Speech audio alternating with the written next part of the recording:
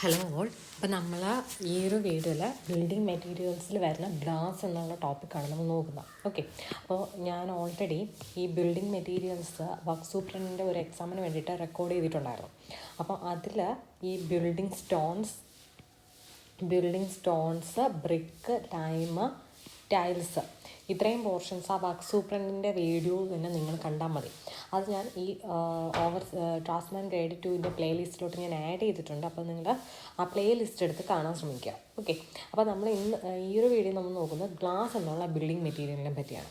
Okay, അപ്പോൾ glass എന്ന് പറഞ്ഞാൽ എന്താണ്?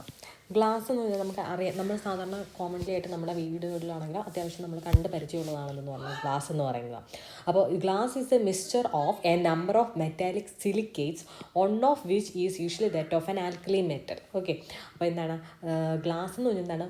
ഒരു മിക്സ്ചറാണ്. എന്തിൻ്റെയൊക്കെ മിക്സ്ചറാണ്? A number of metallic silicates, ഏതെങ്കിലും ഒരു മെറ്റൽ അതിൻ്റെ സിലിക്കേറ്റ് ഫോം. അതിൽ ഒരു മെറ്റൽ എന്ന് പറയുന്നത് എന്താണ്? ഒരു ആൽക്കലി മെറ്റൽ ആയിരിക്കും. ഓക്കെ, അതെന്തുവാ നമുക്ക് കൂടുതൽ ഇതായിട്ട് പറയാം. ആൻഡ് ഇതിൻ്റെ പ്രോപ്പർട്ടി എന്ന് പറഞ്ഞാൽ ഇറ്റ് ഈസ് ആൻ അമോഫസ് ആണ്, ട്രാൻസ്പാരൻ്റ് ആണ്, ട്രാൻസ്ലൂസൻ്റ് ആണ്. കോമ്പോസിഷൻ ഓഫ് ഗ്ലാസ്, നമ്മൾ ഗ്ലാസിൻ്റെ കോമ്പോസിഷൻ നമ്മൾ റെപ്രസെൻ്റ് ചെയ്യുന്നത് AH2O, BOO, 6SiO2. ഈ എയും ബിയും എന്ന് പറഞ്ഞാൽ നമ്പർ ഓഫ് മോളിക്യൂൾസ് ആണ്.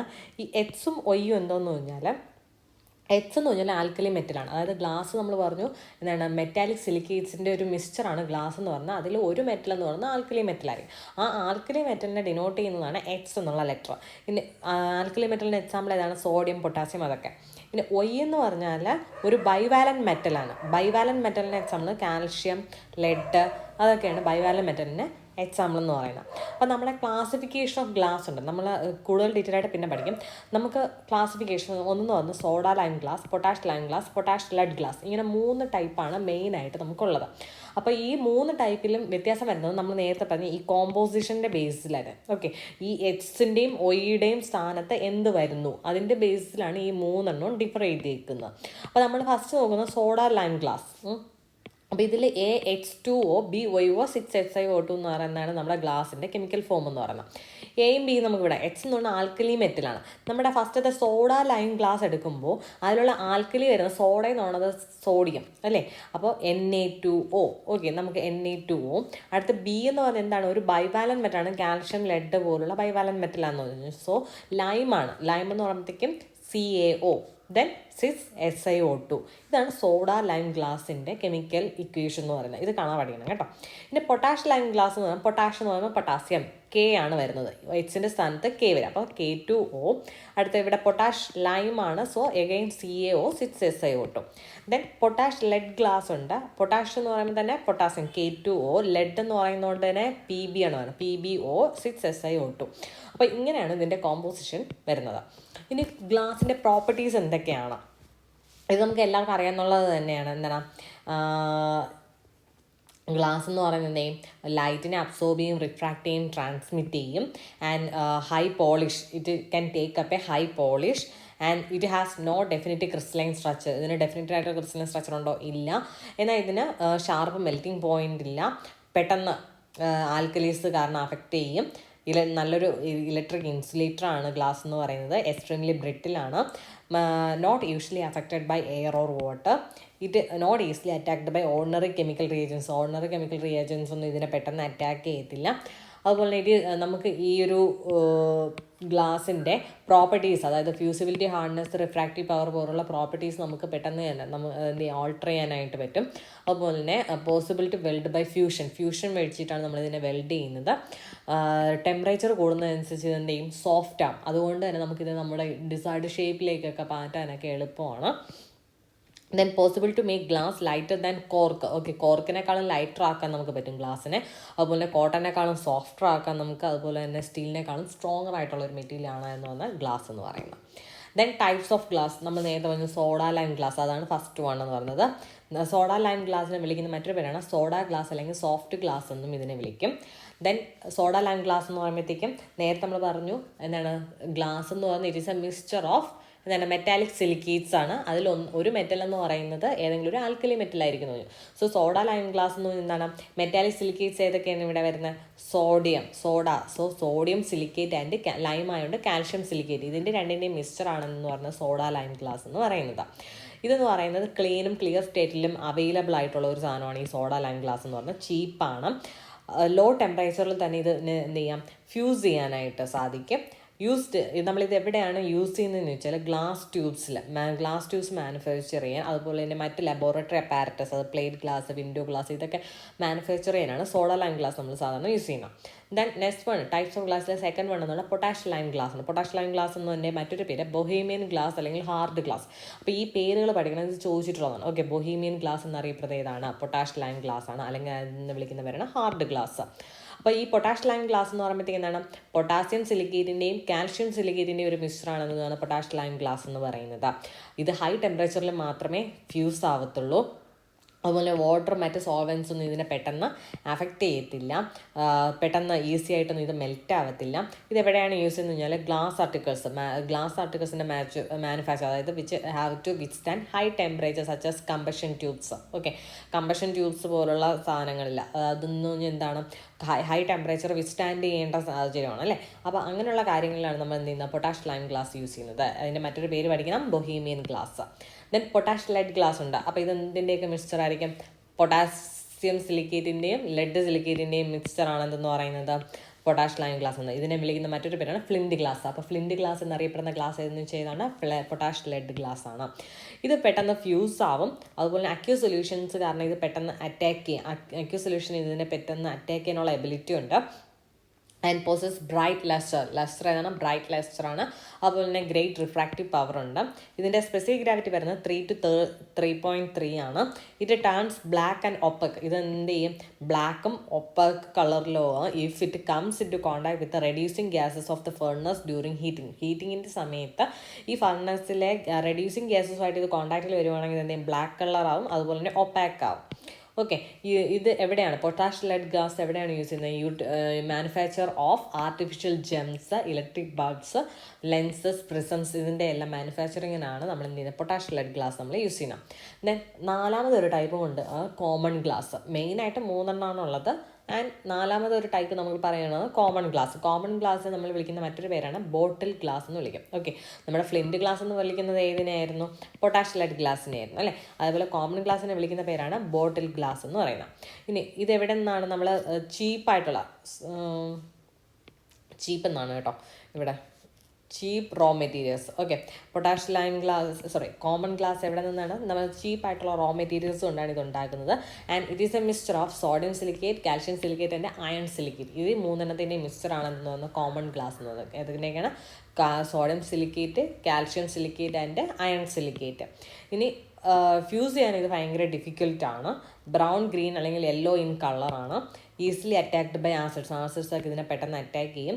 ഇതെവിടെയാണ് യൂസ് ചെയ്യുന്നത്? Mainly used in the manufacture of medicine ബോട്ടിൽസിൻ്റെ മാനുഫാക്ചറിങ്ങിന് നമ്മൾ കോമൺ ഗ്ലാസ് ആണ് യൂസ് ചെയ്യുന്നത്, അല്ലെങ്കിൽ ബോട്ടിൽ ഗ്ലാസ് ആണ് യൂസ് ചെയ്യുന്നത്. ഇനി മാനുഫാക്ചർ ഓഫ് ഗ്ലാസ്സിലേക്ക് നമ്മൾ പോവുകയാണ്.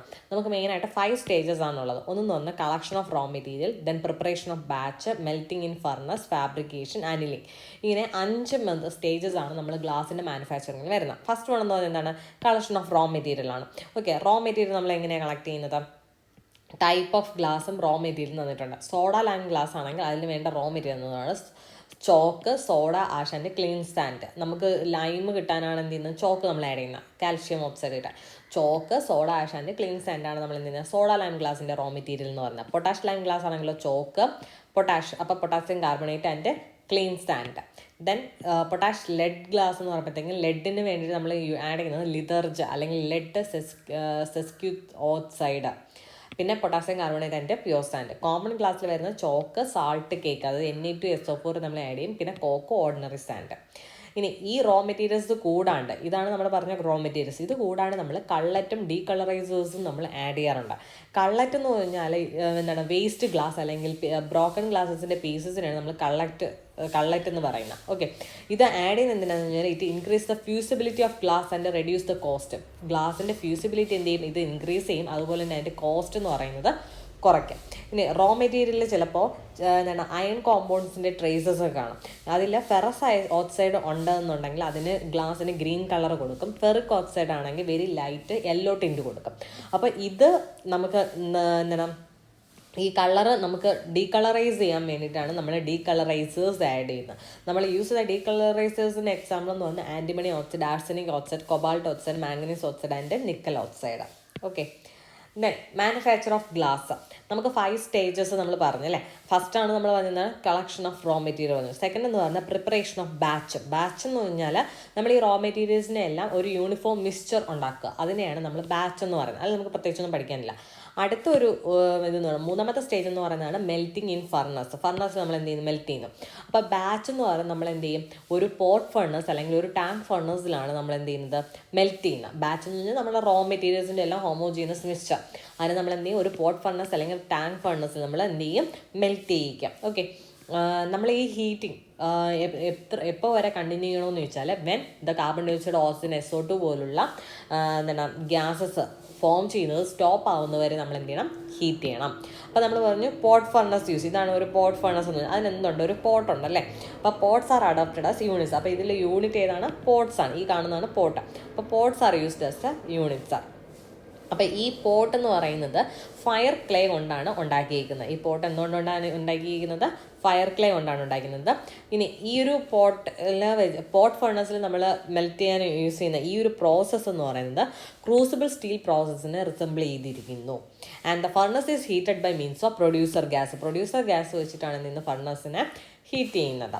ഇനി ഇത് എപ്പോഴാണ് നമ്മൾ ഈ ഒരു പോട്ട് ഫർണസ് നമ്മൾ അഡോപ്റ്റ് ചെയ്യുന്നതെന്ന് കഴിഞ്ഞാൽ നമുക്ക് സ്മോൾ ക്വാണ്ടിറ്റീസ് ഓഫ് ഗ്ലാസ് നമുക്ക് മെൽറ്റ് ചെയ്ത് എടുത്താൽ മതി. അതുപോലെ തന്നെ സ്പെഷ്യൽ ടൈപ്പ് ഓഫ് ഗ്ലാസ് നമുക്ക് പ്രിപ്പയർ ചെയ്യണമെന്നുണ്ടെങ്കിൽ നമുക്ക് എന്ത് ചെയ്യാം? പോട്ട് ഫർണസ് നമുക്ക് അഡോപ്റ്റ് ചെയ്യാം. പിന്നെ ഉള്ളത് ഏതായിരുന്നു? ഇതെന്ന് പറയുന്നത് ഒരു ടാങ്ക് ഫർണസ് ആണ്. ഓക്കെ. ടാങ്ക് ഫർണസിൻ്റെ പ്രത്യേകത എന്ന് പറയുന്നത് ഇതെന്ന് പറയുന്നത് ഒരു റിവർബറേറ്ററി ഫർണസിന് റിസംബിൾ ചെയ്യുന്നുണ്ട്. Okay. It resembles reverberatory furnace adopt for puddling of wrought iron. Wrought അയണിൻ്റെ പുഡ്ലിങ്ങിന് നമ്മൾ യൂസ് ചെയ്യുന്ന റിവർബറേറ്ററി ഫർണസിനെ റിസംബിൾ ചെയ്യുന്നതാണ് നമ്മുടെ ഈ ഒരു ടാങ്ക് ഫർണസ് എന്ന് പറയുന്നത്. ഇനി ഇത് എന്തുകൊണ്ടാണ്? റെയിൻഫോഴ്സ്ഡ് മേസൺറി കൊണ്ടാണ് ഇത് കൺസ്ട്രക്ട് ചെയ്തിരിക്കുന്നത്. ഈ റൂഫ് നിങ്ങൾ ശ്രദ്ധിച്ചിട്ടുണ്ടോ? ഒരു പ്രത്യേക ഷേപ്പ് കൊടുത്തിട്ടുണ്ട് അല്ലേ? എന്തിനാണ് ഇങ്ങനെ ഒരു ഷേപ്പ് കൊടുക്കുന്നത്? ഇവിടെ നിന്നും ഉണ്ടാകുന്ന ഗ്യാസസ് ഹീറ്റഡ് ഗ്യാസ് എന്ന് പറയുന്നത് deflect the flames of heated glass. ഈ ഹീറ്റഡ് ഗ്ലാസിൻ്റെ ഫ്ലെയിംസ് ഡിഫ്ലക്ട് ചെയ്യാൻ വേണ്ടിയിട്ടാണ് നമ്മൾ ഈ റൂഫിന് ഇങ്ങനെ ഒരു ഷേപ്പ് കൊടുത്തേക്കുന്നത്. ഇനി ഇവിടെ എന്തുണ്ട്? പോട്ട്സ്, PORTS ആണ് കേട്ടോ. പോട്ട്സ് നമ്മൾ ഈ കാണുന്നതാണെന്ന് പറഞ്ഞാൽ പോട്ട്സ് എന്ന് പറയുന്നത്. ഓക്കെ. പോട്ട്സ് എന്ന് പറയാൻ നമ്മൾ എവിടെ പ്രൊവൈഡ് ചെയ്തിട്ടുണ്ട്? For the entry of pre heated producer gas. Pre heated producer ഗ്യാസിൻ്റെ എൻട്രിക്ക് വേണ്ടിയിട്ടാണ് നമ്മൾ എന്ത് ചെയ്യുന്നത്? പോട്ട്സ് നമ്മളിവിടെ കൊടുത്തേക്കുന്നത്. Then bridge separators. Okay. Bridge separator നമ്മൾ എന്തിനാണ് കൊടുക്കുന്നത്? Bridge separates the tank into 2 unequal compartments. Okay. ഇതാണ് നമ്മുടെ ബ്രിഡ്ജ്. അപ്പോൾ ഈ ബ്രിഡ്ജ് എന്ന് പറയുന്നത് 2 അൺഈക്വൽ കമ്പാർട്ട്മെൻ്റ് ആയിട്ട് ഈ ടാങ്കിന് എന്ത് ചെയ്യുന്നുണ്ട്? ഡിവൈഡ് ചെയ്യുന്നുണ്ട്.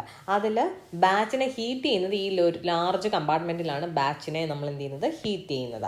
ഇനി ഗാൾ ഓർ ഫ്ലോട്ട്, ഇത് കാണാലോ. ഇതാണ് ഇവിടെ ഗാൾ അല്ലെന്ന് പറഞ്ഞാൽ ഫ്ലോട്ടിംഗ് ഇമ്പ്യൂരിറ്റീസ്. ഓക്കെ. അപ്പം നമ്മുടെ ഫ്ലോട്ടിംഗ് ആയിട്ടുള്ള ഇമ്പ്യൂരിറ്റീസ് ആണ് ഗാൾ എന്ന് വിളിക്കുന്നത്. Okay. Gall or floating impurities are collected at the top of large compartment. Large compartment ഈ ടോപ്പിലാണ് എന്ത് ചെയ്യുന്നത്? ഈ ഗള്ളിനെല്ലാം നമ്മൾ കളക്ട് ചെയ്യുന്നത്. ആൻഡ് ഇതെന്ന് പറയുന്നത് ഒരു കണ്ടിന്യൂസ് പ്രോസസ്സാണ്. അതുകൊണ്ട് തന്നെ നമുക്ക് ലാർജ് ക്വാണ്ടിറ്റിയിൽ ഗ്ലാസ്സൊക്കെ മെൽറ്റ് ചെയ്യണമെന്നുണ്ടെങ്കിൽ നമുക്ക് എന്ത് ചെയ്യാം? ഈ ടാങ്ക് ഫർണസ് നമുക്ക് അഡോപ്റ്റ് ചെയ്യാം. അടുത്ത 4ാമത്തെ സ്റ്റേജ് എന്ന് പറയുന്നത് ഫാബ്രിക്കേഷനാണ്. ഓക്കെ. ഫാബ്രിക്കേഷൻ എന്താണ്? നമ്മൾ ഈ നമ്മളിപ്പോൾ എന്താണ് മോൾട്ടൻ ഗ്ലാസ് നമ്മുടെ കയ്യിലുണ്ട്. അതിന് നമുക്ക് എന്ത് ചെയ്യണം? സ്യൂട്ടബിൾ ഷേപ്പ് കൊടുക്കുക. അതാണ് ഫാബ്രിക്കേഷൻ എന്നുകൊണ്ട് ഉദ്ദേശിക്കുന്നത്. അതിന് നമുക്ക് ഹാൻഡ് ഫാബ്രിക്കേഷനും ഉണ്ട്, മെഷീൻ ഫാബ്രിക്കേഷനും ഉണ്ട്. ഹാൻഡ് ഫാബ്രിക്കേഷൻ എന്ന് പറഞ്ഞാൽ സ്മോൾ സ്കെയിൽ പ്രൊഡക്ഷനൊക്കെ ആണെങ്കിൽ നമുക്ക് ഹാൻഡ് ഫാബ്രിക്കേഷൻ നമുക്ക് യൂസ് ചെയ്യാം. ആൻഡ് ലാർജ് സ്കെയിൽ പ്രൊഡക്ഷൻ ആണെങ്കിൽ നമ്മൾ ഏത് യൂസ് ചെയ്യണം? മെഷീൻ ഫാബ്രിക്കേഷൻ യൂസ് ചെയ്യണം. ഇനി ഡിഫറെൻറ്റ് വേസ് ഓഫ് ഫാബ്രിക്കേഷൻ ഉണ്ട്. ഏതൊക്കെയാണ്? Blowing, casting, drawing, pressing, rolling, spinning. Okay. അതിൽ ഫസ്റ്റ് വൺ എന്ന് പറഞ്ഞാൽ ബ്ലോയിങ് നമ്മൾ വേറെ അധികം ഒന്നും പഠിക്കേണ്ട, ജസ്റ്റ് ഒരു പോയിന്റ് പഠിച്ചാൽ മതി. നമ്മൾ അതിലൊരു ബ്ലോ പൈപ്പ് യൂസ് ചെയ്യും. അതിൻ്റെ ഡയമീറ്റർ വരുന്ന 12 mm ആണ്, ലെങ്ത് വരുന്നത് 180 cm ആണ്. ദെൻ അടുത്തതെന്ന് എന്താണ്? കാസ്റ്റിംഗ് ആണ് അടുത്തൊരു മെത്തേഡ് എന്ന് പറഞ്ഞാൽ. കാസ്റ്റിങ്ങിൽ എന്ത് ചെയ്യും? നമ്മൾ മൗൾഡിലേക്ക് ഈ മോൾട്ടൺ ഗ്ലാസ്സിനെ മൗൾഡിലേക്ക് എന്ത് ചെയ്യും? ഒഴിച്ചു വയ്ക്കും. അപ്പോൾ ആ മൗൾഡിൻ്റെ ആ ഒരു ഷേപ്പ് അതിന് കിട്ടും. അതിനാണ് കാസ്റ്റിംഗ് എന്ന് വിളിക്കുന്നത്. അപ്പം നമ്മൾ ഈ മൗൾസ് വെച്ച്, ഈ കാസ്റ്റിംഗ് വെച്ച് നമുക്ക് എന്ത് ചെയ്യാം, large pieces of glass of simple design can be prepared. Simple ഡിസൈനുള്ള ലാർജ് പീസസ് ഓഫ് ഗ്ലാസസ് നമുക്ക് എന്ത് ചെയ്യാം, കാസ്റ്റിംഗ് വഴി നമുക്ക് പ്രിപ്പയർ ചെയ്യാം. ഇത് നമ്മൾ കൂടുതൽ യൂസ് ചെയ്യുന്നത് മിറർ, ലെൻസ് ഇതിൻ്റെയൊക്കെ മാനുഫാക്ചറിങ്ങിനാണ് നമ്മളിത് കൂടുതൽ യൂസ് ചെയ്യുന്നത്.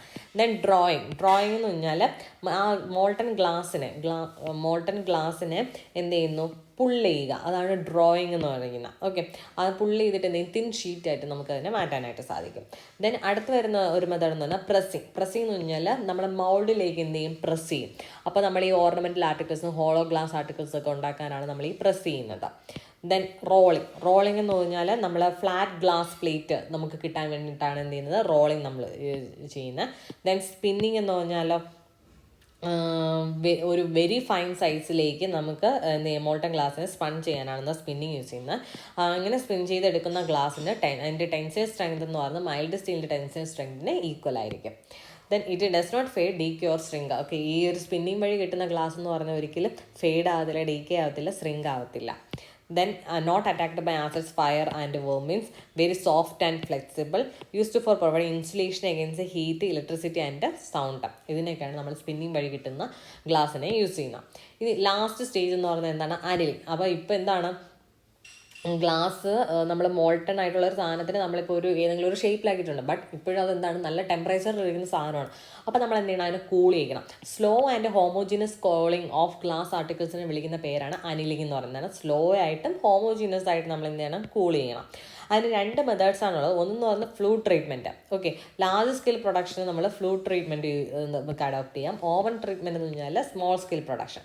ഓക്കെ, ഫ്ലൂയിഡ് ട്രീറ്റ്മെൻറ്റ്, ഒരു ഫ്ലൂ ഗ്യാസ് നമ്മൾ എന്ത് ചെയ്യും, ടെമ്പറേച്ചർ ഒരു പ്രത്യേക ഒരു ടെമ്പറേച്ചറിലുള്ള ഫ്ലൂ ഗ്യാസ് നമ്മളിങ്ങനെ പാസ് ചെയ്യിക്കും. അപ്പോൾ അത് ഇങ്ങേറ്റത്ത് നിന്ന് അങ്ങേറ്റത്ത് വരെ എത്തുമ്പോഴത്തേക്ക് എന്ത് ചെയ്യും, ഇതിനെ കൂൾ ചെയ്യുകയാണ് ചെയ്യുന്നത്. ഓവൻ ട്രീറ്റ്മെൻറ്റ് ആണെങ്കിൽ നമ്മൾ ടെമ്പറേച്ചർ എന്ത് ചെയ്യും, ഓവനകത്ത് ഈ സാധനം വെച്ചിട്ട് ടെമ്പറേച്ചർ അഡ്ജസ്റ്റ് ചെയ്ത് കുറച്ച് കൊണ്ടുവരും.